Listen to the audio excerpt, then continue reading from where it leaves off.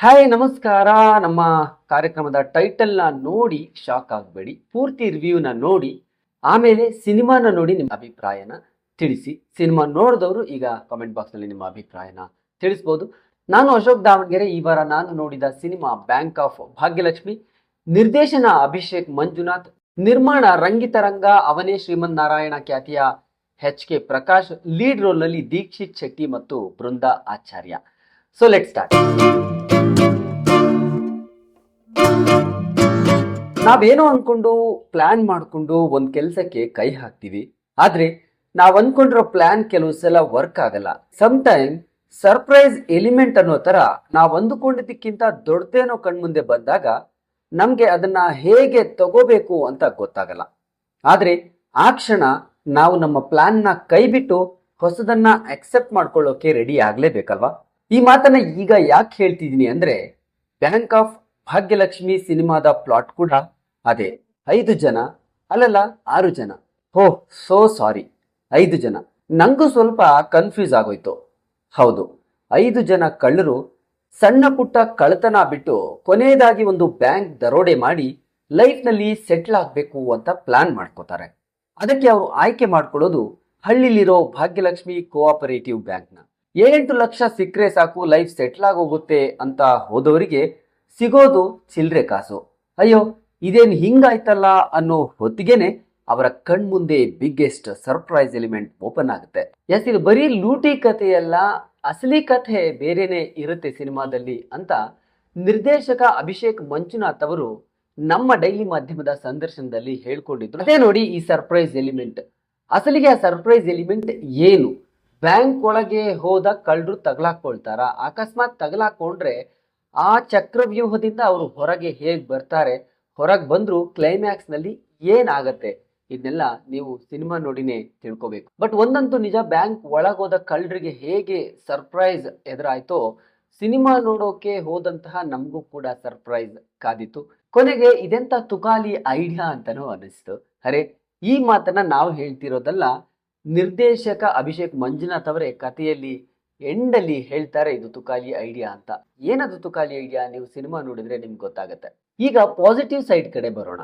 Abhishek debutant director ಆದ್ರೂ ಕೂಡ ಒಂದು ಹೊಸ ರೀತಿ ಕಥೆನ ಎಕ್ಸಿಕ್ಯೂಟ್ ಮಾಡೋ ಪ್ರಯತ್ನನ ಮಾಡಿದ್ದಾರೆ. ಅದಕ್ಕೆ ನಿಜಕ್ಕೂ ಅಪ್ರಿಷಿಯೇಟ್ ಮಾಡಲೇಬೇಕು. ಸ್ಕ್ರೀನ್ ಪ್ಲೇ ಕೂಡ ಚೆನ್ನಾಗಿ ಮಾಡ್ಕೊಂಡಿದ್ದಾರೆ. ಒಂದು ಹಂತದವರೆಗೂ ಟ್ವಿಸ್ಟ್ಗಳನ್ನ ಚೆನ್ನಾಗಿ ಕತೆಗೆ ಅಡಾಪ್ಟ್ ಮಾಡ್ಕೊಂಡಿದ್ದಾರೆ ಅಂತ ಅನಿಸ್ತು. ಎಸ್ಪೆಷಲಿ ಪ್ರತಿ ಲೀಡ್ ಕ್ಯಾರೆಕ್ಟರ್ಗೂ ಕೊಟ್ಟಿರೋ ಒಂದೊಂದು ಆನಿಮಲ್ ಹೆಸರುಗಳು ಮತ್ತು ಲುಕ್ ಸಖತ್ ಮಜಾ ಕೊಡುತ್ತೆ. ಒಂದೇ ಪ್ಲೇಸ್, ಲಿಮಿಟೆಡ್ ಟೈಮ್ ಫ್ರೇಮ್ ನಲ್ಲಿ ನಡೆಯೋ ಕಥೆನ ಚೆನ್ನಾಗಿ ಹೇಳೋ ಪ್ರಯತ್ನವಂತೂ ಮಾಡಿದ್ದಾರೆ. ಇನ್ನು 2 ಸಾಂಗ್ಸ್ ಇದ್ರೂ ಸಿಚುವೇಶನ್ಗೆ ತಕ್ಕ ಹಾಗೆ ಕೂರಿಸಿದ್ದಾರೆ. ಅಷ್ಟರ ಮಟ್ಟಿಗೆ ಅದು ಓಕೆ. ಜೊತೆಗೆ ಅವುಗಳನ್ನ ವಿಜುವಲೈಸ್ ಮಾಡಿರೋ ರೀತಿ, ಕೊರಿಯೋಗ್ರಫಿ ಸ್ಪೆಷಲಿ ನನಗೆ ತುಂಬಾ ಇಂಪ್ರೆಸಿವ್ ಅನಿಸ್ತು. ಪರ್ಫಾರ್ಮೆನ್ಸ್ ವಿಚಾರಕ್ಕೆ ಬರೋದಾದ್ರೆ ದೀಕ್ಷಿತ್ ಶೆಟ್ಟಿಗೆ ಇಲ್ಲಿ ಹೆಚ್ಚು ಸ್ಪೇಸ್ ಇದೆ. ಕನಕ ಅಲಿಯಾಸ್ ಟೈಗರ್ ಅನ್ನೋ ಪಾತ್ರವನ್ನ ಅವರು ಚೆನ್ನಾಗಿ ಕ್ಯಾರಿ ಮಾಡಿದ್ದಾರೆ. ಇನ್ನು ನಾಯಕಿ ಬೃಂದಾ ಆಚಾರ್ಯ ಪಾತ್ರಕ್ಕೆ ಮಾತು ಕಮ್ಮಿ ಇದ್ರೂ ಕೂಡ ಅವರು ಸೈಲೆಂಟ್ ಆಗಿಯೇ ಸಖತ್ತಾಗಿ ಇಂಪ್ರೆಸ್ ಮಾಡ್ತಾರೆ. ಜರ್ನಲಿಸ್ಟ್ ಪಾತ್ರದಲ್ಲಿರೋ ಗೋಪಾಲಕೃಷ್ಣ ದೇಶಪಾಂಡೆ, ಪೊಲೀಸ್ ಪಾತ್ರದಲ್ಲಿ ಒಂದು ಕಾಮಿಡಿ ಪಂಚ್ ಕೊಟ್ಟು ಹೋಗುವ ಸಾಧು ಕೋಕಿಲ, ಆ ಕ್ಯಾರೆಕ್ಟರ್ಗಳಿಗೆ ಒಳ್ಳೆ ಆಯ್ಕೆ ಅಂತ ಅನ್ಸುತ್ತೆ.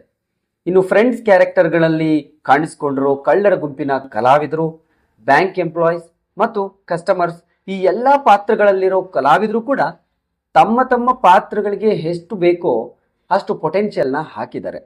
ಇಲ್ಲಿ ಥ್ರಿಲ್ ಇದೆ, ಲವ್ ಇದೆ, ಆಕ್ಷನ್ ಇದೆ. ಅಟ್ ದಿ ಎಂಡ್ ಇವತ್ತಿನ ರಾಜಕೀಯ ವ್ಯವಸ್ಥೆಯ ಕುರಿತು ಒಂದು ಅದ್ಭುತವಾದಂತಹ ಮೆಸೇಜ್ ಕೂಡ ಇದೆ. ಇನ್ನು ನೆಗೆಟಿವ್ ಸೈಡ್ ಅನ್ನೋದಕ್ಕಿಂತ ಈ ಸಿನಿಮಾದಲ್ಲಿ ಯಾವುದು ವರ್ಕ್ ಆಗಿಲ್ಲ ಅಂತ ನೋಡೋದಾದ್ರೆ, ಹೆಚ್ಚು ಪೀಠಿಕೆ ಹಾಕದೆ ಎಲ್ಲಿಂದ ಕಥೆನ ಶುರು ಮಾಡಬೇಕು ಅಂತ ಅನ್ಕೊಂಡಿದ್ರು ಡೈರೆಕ್ಟ್ ಆಗಿ ಅಲ್ಲಿಂದಲೇ ಆರಂಭ ಮಾಡ್ತಾರೆ ಸಿನಿಮಾನ. ಸಿನಿಮಾ ಬೇಗ ಶುರುವಾಯ್ತು ಅಂತ ಅನ್ಸಿದ್ರು ಕೂಡ ಎಲ್ಲೋ ಒಂದು ಕಡೆ ಇಂಟರ್ವೆಲ್ ವರ್ಗೂ ಸಿನಿಮಾ ಸ್ವಲ್ಪ ಸ್ಲೋ ಫೇಸ್ ಅಲ್ಲಿ ಸಾಗಿದ ಹಾಗೆ ಕಾಣುತ್ತೆ. ಸೊ ಸಿನಿಮಾ ನೋಡುವಾಗ ಪ್ರತಿಯೊಬ್ಬ ಪ್ರೇಕ್ಷಕರಿಗೂ ಕೂಡ ಹಾಗೆ ಅನಿಸಬಹುದೇನೋ. ಈ ಮಧ್ಯೆ ಲವ್, ಕಾಮಿಡಿ, ಕಳ್ಳ ಪೊಲೀಸ್ ಆಟ, ಹೀಗೆ ಸಾಕಷ್ಟು ಎಲಿಮೆಂಟ್ಗಳು ಬಂದ್ರೂ ಕೂಡ ಎಲ್ಲೋ ಒಂದು ಕಡೆ ಸಿನಿಮಾ ಮುಂದಕ್ಕೆ ಹೋಗ್ತಿಲ್ವೇನೋ ಅನ್ನೋ ಫೀಲ್ ಸ್ವಲ್ಪ ಮಟ್ಟಿಗೆ ಬರುತ್ತೆ. ಇನ್ನು ಸೆಕೆಂಡ್ ಹಾಫ್ ನಲ್ಲಿ ಅವರು ಬಳಸಿಕೊಂಡಿರೋ ತುಕಾಲಿ ಐಡಿಯಾ ಆಡಿಯನ್ಸ್ಗೂ ತುಕಾಲಿ ಅನ್ಸೋ ಆತಂಕ ಕೂಡ ಇದೆ. ಅರೆ ಇದು ಹಿಂಗ್ ವರ್ಕ್ ಆಗತ್ತಾ ಅನಿಸ್ಬಿಡ್ಬೋದು. ಎಂಡಲ್ಲಿ ಎಸ್ಕೇಪ್ ಆಗೋ ರೀತಿನ ಸ್ವಲ್ಪ ಡೈಜೆಸ್ಟ್ ಮಾಡ್ಕೊಳ್ಳೋದು ಕಷ್ಟನೇ. ತುಕಾಲಿ ಐಡಿಯಾ ಓಲ್ಡ್ ಐಡಿಯಾನೇ ಅನ್ಸತ್ತೆ, ಬಟ್ ಅದು ಒಬ್ಬೊಬ್ಬರಿಗೆ ಸಿನಿಮಾ ನೋಡುವಾಗ ಒಂದೊಂದು ರೀತಿ ಕಾಣಿಸ್ಬೋದು. ಓವರ್ ಆಲ್ ಆಗಿ ಹೇಳೋದಾದ್ರೆ ರೆಗ್ಯುಲರ್ ಫಾರ್ಮ್ಯಾಟ್ನ ಅದೇ ಹಳಸಲು ಸಿನಿಮಾಗಳನ್ನ ನೋಡಿ ಬೋರ್ ಆದಂತಹ ಪ್ರೇಕ್ಷಕರಿಗೆ, ಒಂದು ಹೊಸ ಕಥೆನ ಎಕ್ಸ್ಪೀರಿಯನ್ಸ್ ಮಾಡಬೇಕು ಅಂತ ಅನ್ಕೊಂಡಿರೋ ಪ್ರೇಕ್ಷಕರಿಗೆ ಬ್ಯಾಂಕ್ ಆಫ್ ಭಾಗ್ಯಲಕ್ಷ್ಮಿ ಒಂದು ಒಳ್ಳೆ ಆಯ್ಕೆ ಅಂತ ಅನಿಸ್ಬೋದು. ಸೊ ನೀವು ಪೇಯ್ಡ್ ಪ್ರೀಮಿಯರ್ ನಲ್ಲಿ ಈಗ ಆಲ್ರೆಡಿ ಸಿನಿಮಾ ನೋಡಿದ್ರೆ ನಿಮ್ಮ ಅಭಿಪ್ರಾಯನ ಕಾಮೆಂಟ್ ಬಾಕ್ಸ್ ನಲ್ಲಿ ತಿಳಿಸಿ. ನೋಡಿಲ್ಲ ಅನ್ನೋರು ನಾಳೆ ಸಿನಿಮಾ ರಿಲೀಸ್ ಆಗುತ್ತೆ, ಸಿನಿಮಾ ರಿಲೀಸ್ ಆದ್ಮೇಲೆ ಸಿನಿಮಾನ ನೋಡಿ ನಿಮ್ಮ ಅಭಿಪ್ರಾಯನ ತಿಳಿಸಿ. Thank you. ಸಮಸ್ತ ಕನ್ನಡಿಗರಿಗೂ ನಮಸ್ಕಾರ. ನಮ್ಮ ಸ್ನೇಹಿತರಾದ ಭಾಳ ಆಪ್ತಮಿತ್ರರು ನನಗೆ ಅಶೋಕ್ ದಾವಣಗೆರೆಜಿ ಅವರು ಡೈಲಿ ಮಾಧ್ಯಮ ಅಂದ್ಬಿಟ್ಟು ಒಂದು ಅದ್ಭುತವಾದ ಯೂಟ್ಯೂಬ್ ಚಾನಲ್ನನ್ನು ಮಾಡಿದ್ದಾರೆ. ಭಾಳ ಸಲ ನೋಡಿದ್ದೀನಿ ನಾನು, ತುಂಬ ಚೆನ್ನಾಗಿ ಬರ್ತಾಯಿದೆ ಕಂಟೆಂಟು. ನನಗೆ ಇತ್ತೀಚೆಗೆ ಆ್ಯಕ್ಚುಲಿ ನನಗೆ ಗೊತ್ತಿರಲಿಲ್ಲ ಅವ್ರದ್ದೇ ಅಂತಂದ್ಬಿಟ್ಟು. ಇವಾಗ UI ಪಿಕ್ಚರ್ಗೆ ಸರ್ ಒಂದು ಇಂಟರ್ವ್ಯೂ ಬೇಕು ಅಂದಾಗ ಇವಾಗ ಗೊತ್ತಾಯಿತು, ಡೈಲಿ ಮಾಧ್ಯಮ ನಮ್ಮ ಅಶೋಕ್ ಜಿ ಅವ್ರದ್ದೇ ಅಂತ ಅಂದ್ಬಿಟ್ಟು. ಎಲ್ಲ ಕನ್ನಡಿಗರು ಸಬ್ಸ್ಕ್ರೈಬ್ ಮಾಡಿ. ಭಾಳ ಅದ್ಭುತವಾದ ಬರವಣಿಗೆ ಇರ್ತದೆ. ಅವರು ಪತ್ರಿಕಾ ಮಾಧ್ಯಮದಲ್ಲಿದ್ದಾಗಿದ್ದ ನನ್ನ ಪರಿಚಯ ಅವರು ಅಶೋಕ್ ಜಿ. ಸೊ ಅದ್ಭುತವಾಗಿರೋ ಕಂಟೆಂಟ್ ಕೊಡ್ತಾರೆ. ಸಬ್ಸ್ಕ್ರೈಬ್ ಮಾಡಿ ಈ ಚಾನಲನ್ನು, ನಮ್ಮ ಡೈಲಿ ಮಾಧ್ಯಮದ ಯೂಟ್ಯೂಬ್ ಚಾನಲನ್ನು ಬೆಳೆಸಿ ನಿಮ್ಮದೇ ಆದ ಕನ್ನಡಿಗರು. Thank you so much. ನಮಸ್ಕಾರ.